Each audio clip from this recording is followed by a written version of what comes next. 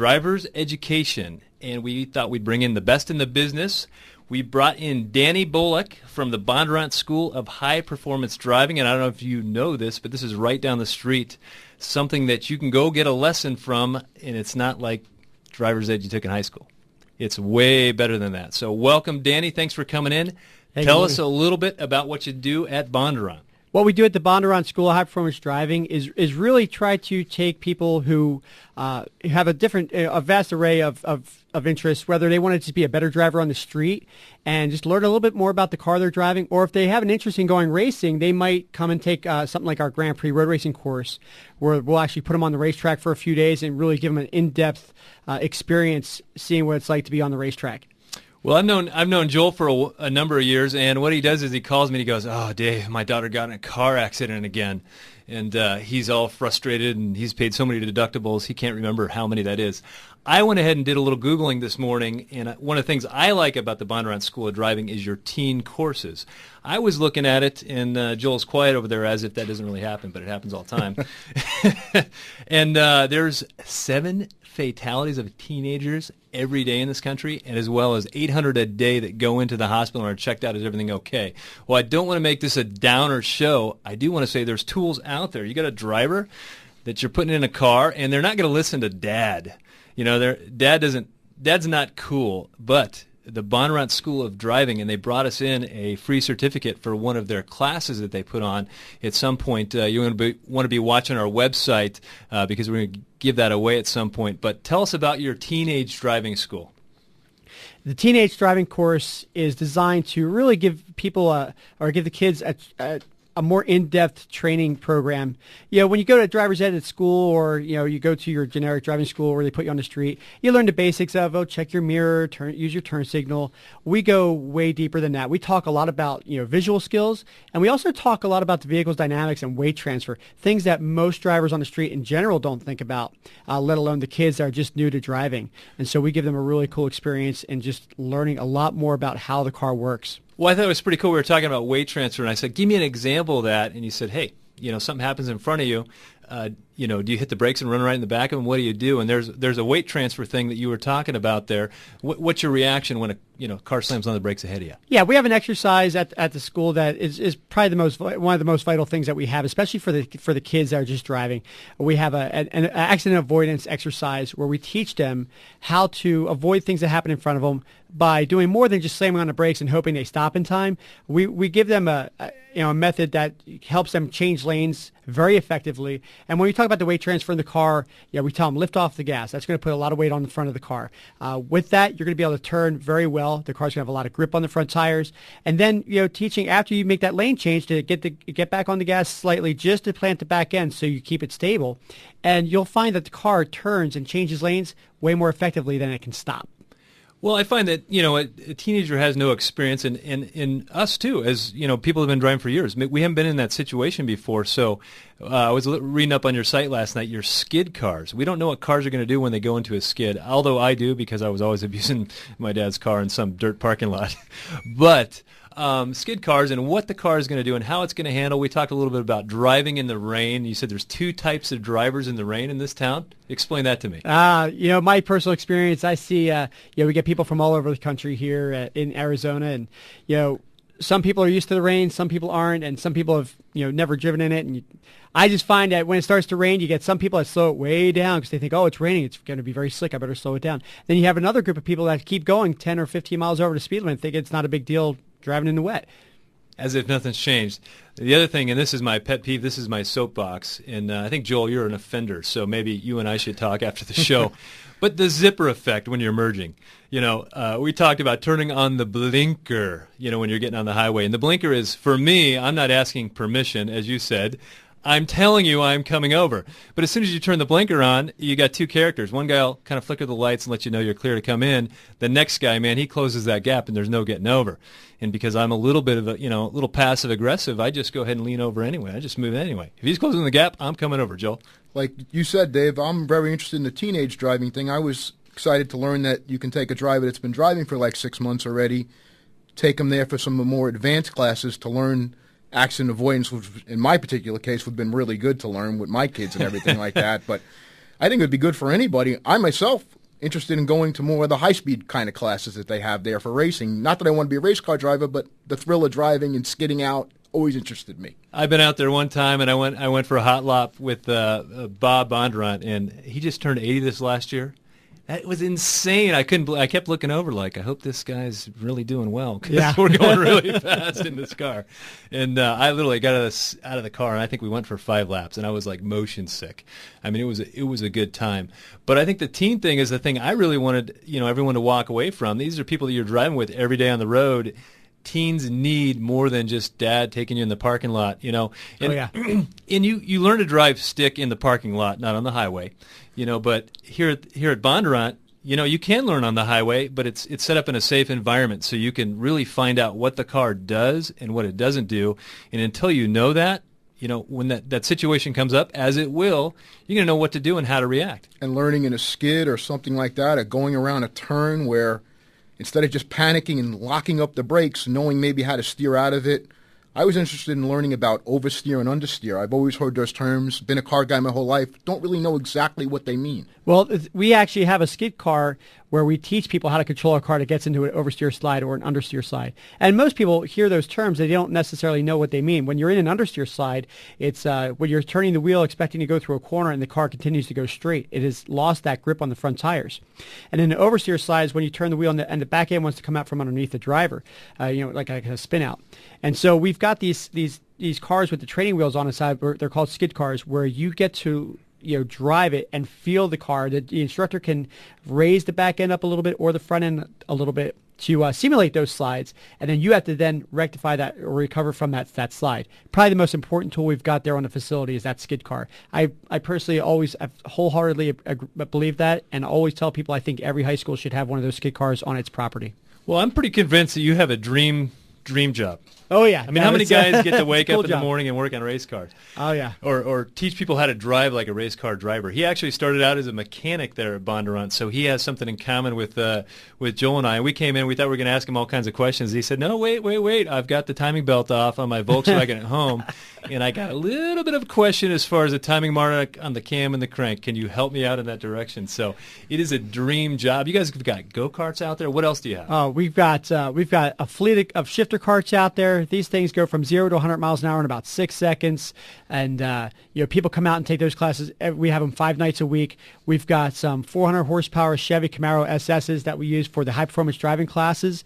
And we also have the 438 horsepower Grand Sport Corvette. And that car is used for the most popular course, the Grand Prix road racing course that, Joel, you'd probably be really interested in that course there. And we also have some 505 horsepower Z06 Corvettes that we use for another 2-day class called the Z06 Experience. Oh, yeah. Very cool cars. And then we've also got the flagship, the 638 horsepower supercharged ZR1 Corvettes that we use for a ZR1 class. Sign me up for that one. So I think it sounds like it's not that unaffordable. And when you consider that you've got a $500 deductible or a $1,000 deductible, and you need to go find out how cars work, and you need a teenager to learn from somebody other than you how the cars work.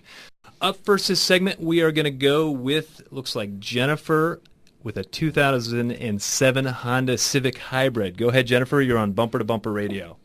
Hi. I have a couple quick questions for you. We have an Civic Hybrid, bought it brand new back in April of 2007. Currently, it's got 172,000 miles on it, and I'm actually curious about what the lifespan of the car itself is, and then what the lifespan of the IMA battery that controls all the electrical components is. I don't know, Joel. You got any history with that? Well, I've been dealing with the hybrids for the last few years. They've been really excellent, much better than I thought when they first came out. It was kind of newfangled technology to us. I've gone to training and learned about them. Average life of those batteries has been around 100,000 miles or up to 5 years. I've seen them fail earlier. I have a customer that's gone over 200 with the same car. The rest of the car is a Honda Civic, which if you maintain it, pretty indestructible car there. Hey, Jennifer, how have you liked the car overall? Oh, it served its purpose very well. We've made a couple moves in the process from Oregon to Arizona, and my husband on average drives we drive about 1,000 miles plus a month with the vehicle. Because he lives, we live in San Juan Valley, he works in Chandler, and then he also goes to Arizona State. So the car really gets a lot of good mileage, and for the most part gets very good gas mileage. Well, thanks so much for the call, Jennifer. hybrids more and more. You ever driven one, Danny? Are you guys going to put any on there down at the Bondurant School of Driving? I've driven some. I don't know that we'll have any there right away. Really what we do is we stock the school with what Chevrolet wants to have there, and right now the big cars they want to push are the Corvettes and the Camaro SSs. But they're not pushing the Corvette hybrid, are they? Not yet. No, I haven't seen one yet. I'd be curious to see one come out, though. Volkswagen just came out with a turbo hybrid. A turbo hybrid? Do you know anything about it yet? You're just waiting to see? Just waiting to see it and see what's going to go on. Okay. Supposed to be pretty fast. Well, thanks so much for the call, Jennifer. We are going to go with Ron in Mesa since it's hybrid day. Apparently it is. It's driving day also, by the way, on a 2005, looks like a Prius. Go ahead, Ron. You're on Bumper to Bumper Radio. Yes, well, thank you for having me on, and have a great weekend. My main question with the Prius is I just had some bad news yesterday, and it might be good news, bad news, but the front struts and rear struts, I had taken it in for an alignment, and the mechanic had talked about the struts being bad. Is there the time intervals, how many miles that those should be changed out at? How many miles do you have on your car, Ron? Cost on them as well for labor and parts, you think? Yeah, Ron, how many miles do you have on your Prius? 134,000. 134K. Okay, well, Joel looks like he's got an answer here for you. Hold on. Well, I'd be looking, are you feeling any drivability? Like, is the car bouncy all over the place? Are the tires wearing? Or are they leaking? Why do you want to replace them? Well, I had to replace the rears in January, and I knew the fronts were going bad. They're wearing on the inside part of the tread. Well, and I think there's some tracking on it. As I'm going down the freeway, I can kind of feel it. I won't say any bouncing per se, but it's more of a, not really a pull, but it just seems like it goes with the groove of the highway. Well, I don't know if that's natural anyway, but... That really wouldn't be struts doing that. Your struts should be looked at, but usually pulling or anything like that would be more concerned with tie rods and steering rack and control arm bushings and things like that. As far as his question there, he asked, is there a service interval with struts? Not really. Technically, there isn't. You start looking at struts maybe at the 80,000, 90,000 mile mark. You start to consider them. Exactly. 80 to 100, I'd be looking at them. Now, he asked the other question about price, and I think on struts price, you can do a strut without doing a strut mount. Am I correct? Yeah, but if you're going to do new struts, you want to put new strut mounts in, new bump stops, everything, and do the job complete, not to skimp out and buy a high-quality strut. High-quality strut. Now, when he's saying catching grooves in the road, I think of tires. I agree with you there 100%. Tires and alignment. So 2 struts, 2 tires, and alignment sounds like a good deal. And it comes into safety. Now, struts, when you do have a bad strut and you want to know the knowledge of that car, Danny, can't fall asleep on me. We're talking cars and safety here. But when you have bad struts and you have a weak strut, man, the handling of the car is not good. If you go to corner onto a bad strut, it's not going to feel right. I mean, that's the thing. Going to kill your stability on the road. Yeah, and a lot of times, you can pounce on the corner of a car and see if it hops up and down, and it should only bounce one time, maybe. Yeah, but the old days, what they used to say, change them every 30,000 or 60,000 are really gone. It's more. I'd be looking at them at 80 or 100, but there's no set mileage interval, no. So if you're not having a problem, but if you are, it's something you may want to look into. So thanks for the call, Ron. We're going to go with TJ in Chandler. Looks like on a 2011 Honda Accord. Go ahead, TJ. You're on Bumper to Bumper Radio.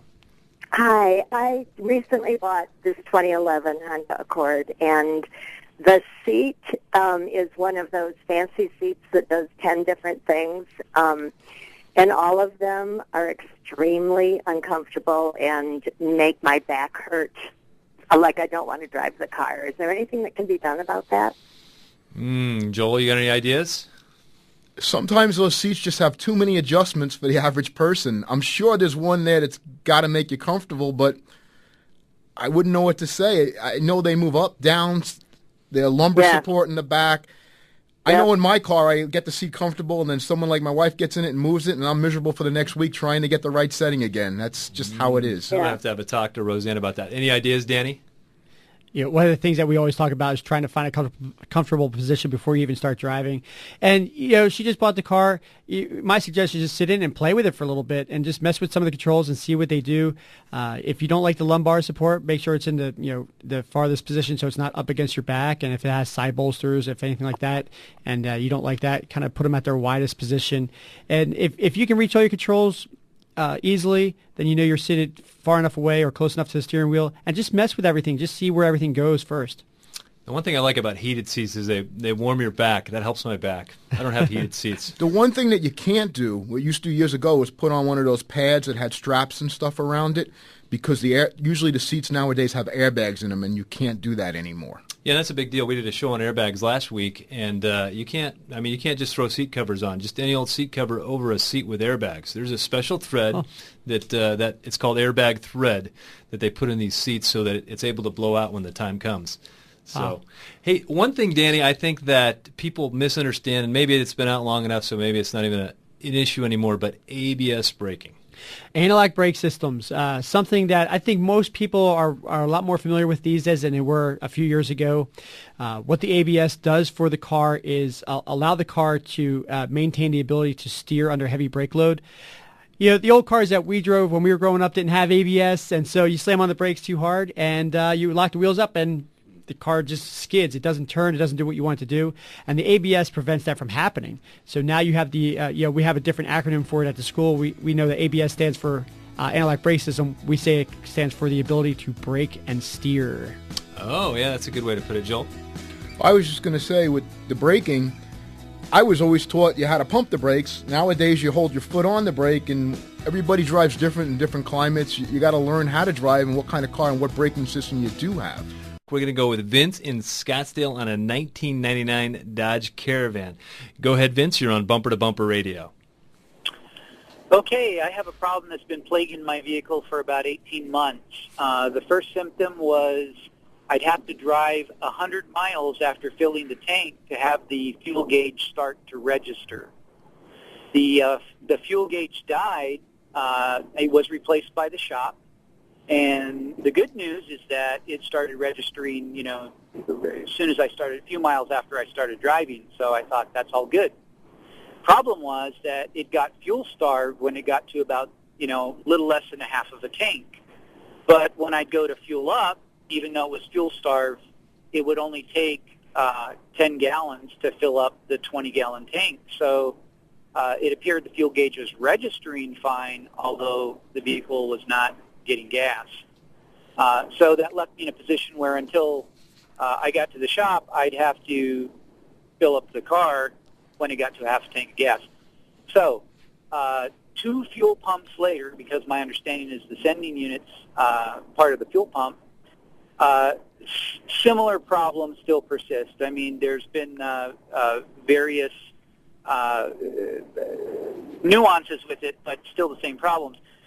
Now, most recently, what it does is the low-level red light, which looks like a little gas pump, and the alarm will go off at any time. Sometimes at 3/4 tank, sometimes at a half a tank. The shop, talked to the dealer. Dealer suggested instrument cluster might be the problem. I swapped out the instrument cluster. Nothing changed. So that's where we're at. I mean, the shop is certainly willing to warranty out fuel pumps, but I don't see that as being the problem, and I'm looking for Bumper to Bumper to help me. All right, yeah. Joe, what do you got? I'd be interested in the fuel sender. It sounds like you've changed it already. I'd be worried about the installation of it. Maybe it got hung up when it put in. When the fuel light comes on, you're saying the tank's not empty, I'm assuming. Well, and the other thing, the thing that came to mind is there a loose baffle in that thing that's hanging that thing up and affecting that, that float on that sending unit? Danny, come on, you got to have something.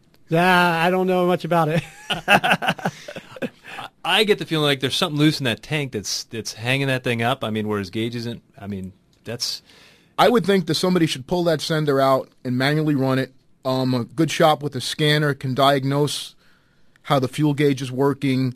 When the fuel light comes on, how much gas does it actually take? If the fuel light's coming on and it's only taking 6 or 7 gallons, you probably have an issue with the sender, I'd be assuming at that point. Maybe it wasn't installed right. Maybe, like Dave said, a baffle is loose, hitting it in the tank.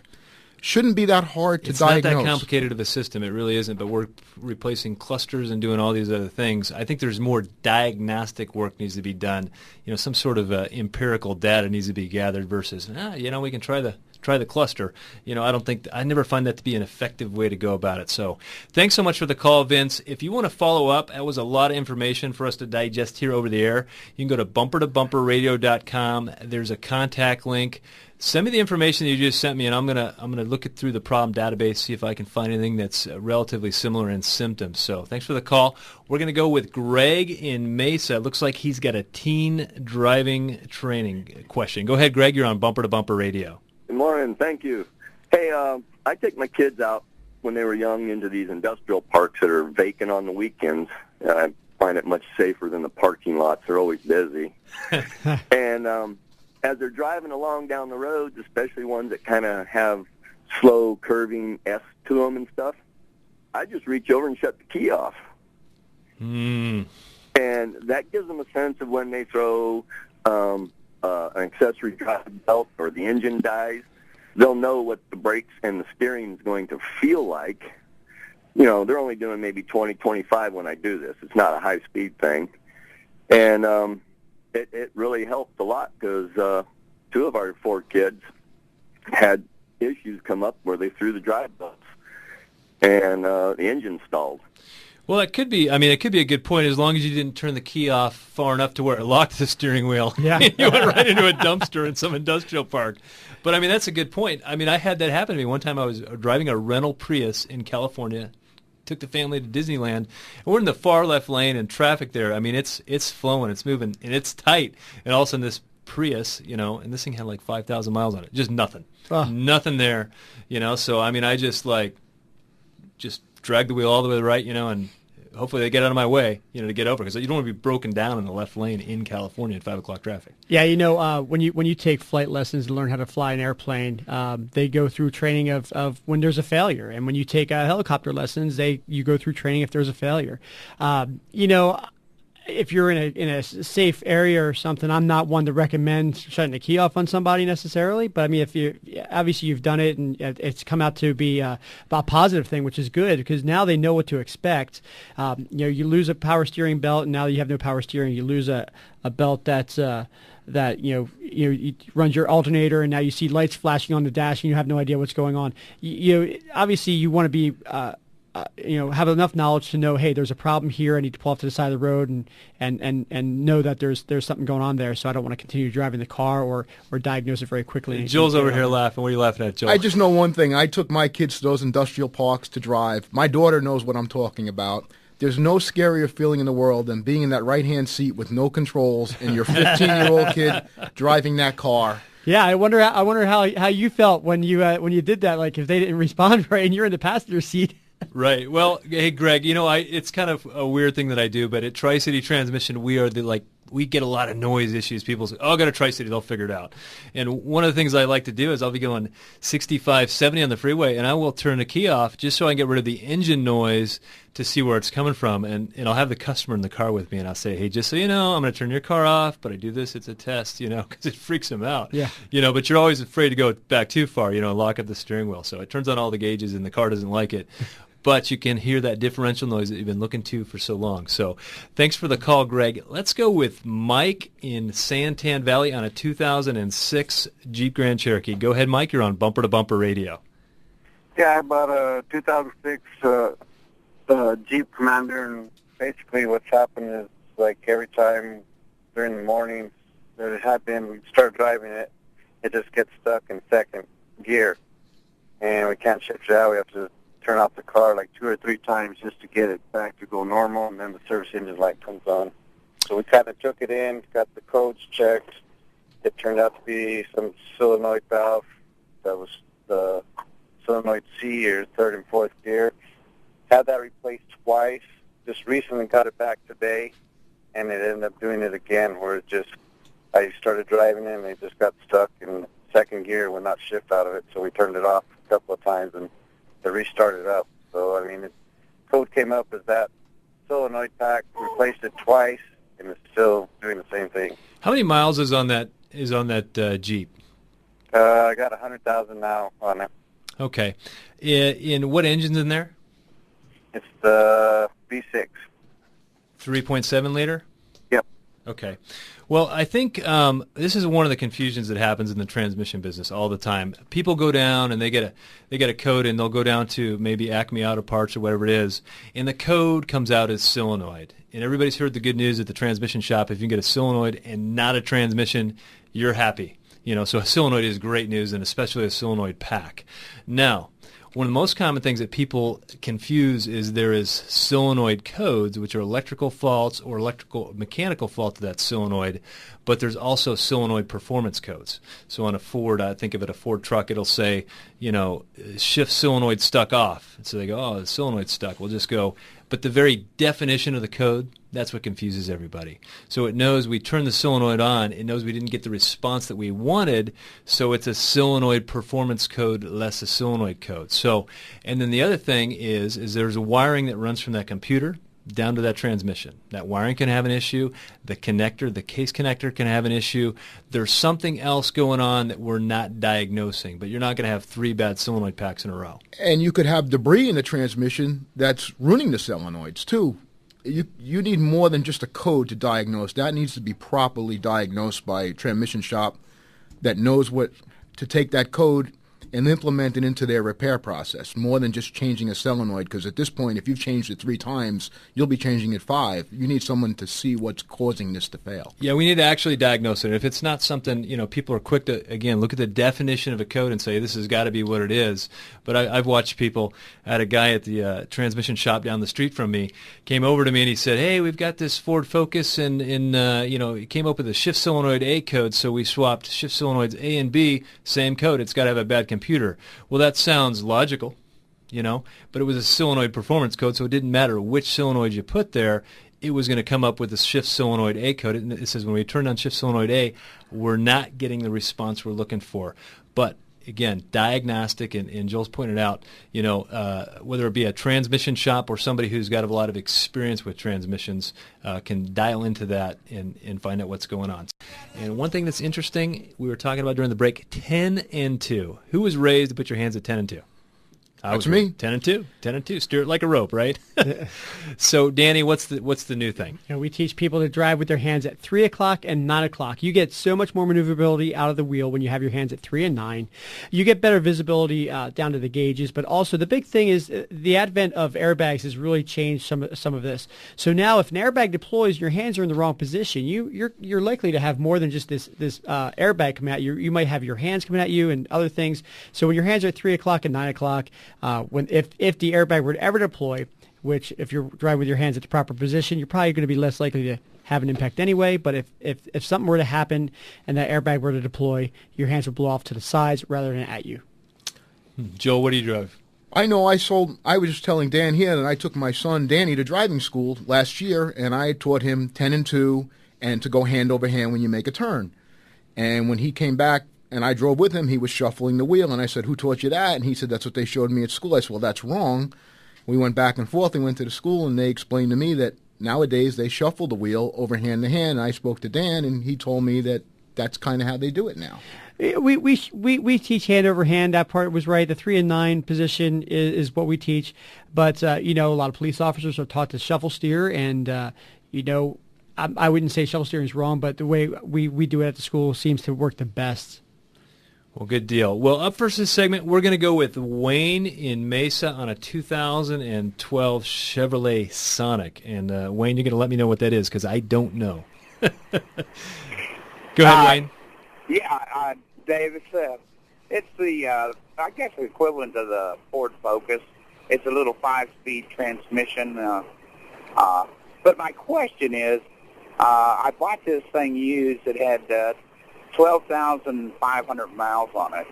And I checked back on the records, maintenance records, and there's no indication of when the oil was changed on this. And I looked in the owner's manual, and it says that it may have a automatic oil sensor that announces on the annunciator panel when to change the oil. And I'm just wondering, it says may or may not have. I'm wondering, is there any way to know that all these little engines that are on that Sonic have the automatic annunciator to let you know when to change the oil? Well, Joel's raising his hand like he's in class. Go ahead, Joel. The first thing I would do is go change the oil if you haven't changed the oil. That's number one. Cheap insurance. Exactly. You want to put good oil, good filter, and start from scratch. I still recommend the old school way, 3 months, 3,000 miles. You can go longer, or if you go with the synthetic motor oil, go 5,000, 6,000 miles. Oil changes and filters still cheap. It gets someone to look at your whole car while it's in there, because you haven't had it even looked at. You should oil filter. It's still cheap, especially in the climate we live in with high heat here. Always want to put oil. That indicator, some of them are mileage based. Some of them actually take into consideration the oil and the heat and the temperature and the way you drive. I would change the oil now, reset that, and start from scratch. Well, this is starting to become a frequently asked question here on the show, because they have gone away from, what's the interval, and just go by this little gauge that says 40% oil life left, 30% oil life, 20%. At Bondurant, do you guys go 3,000 miles before an oil change? Yeah, certainly not. No, and even though, like you said, we have on the Grand Sport Corvettes that we have at the school, they have an oil life indicator, and if you scroll through the gauges, you'll see where that's at, and it might be down, up 80%, 90% when it was first changed, and then as time goes by, it goes down. But they have a very rigorous maintenance routine that they go through, and they do it when they feel is appropriate, and really they don't let the cars run very long before oil changes. Every 40 hours or so when they're changing the oil. Well, the way I do it on my Honda Element is I use synthetic oil, and I do it every 5,000 miles regardless. It's cheap insurance, and I abuse the car. Because I abuse it, I want better oil in there, because I don't drive it like Granny Smith. I drive it full throttle or no throttle. So yeah. Anyway, thanks so much for the call, Wayne. Hope that helped you out. Let's go with John in Mesa on a 2006 Silverado. Go ahead, John. You're on Bumper to Bumper Radio. Hey, how you doing today? Good. Good. I have a 06 Silverado with the 5.3-liter Vortec engine. Here's my situation. When I first crank it up in the morning, where my odometer is, it'll say change engine oil. That's the first thing I notice. Second thing I notice is that my oil pressure doesn't get up to 40. It hovers around 35 or so for about 5 miles. And it's almost to the mile, to the tenth of a mile. 5 miles, and then I'll start to hear a tapping, like a lifter tapping. And 2 miles later, that tapping will go away, and my oil pressure gauge would bump up to 40 to 45. What could that be? Well, first thing I'd be wondering, when did you change the oil? Was it just not reset? 2,000 miles. I don't know.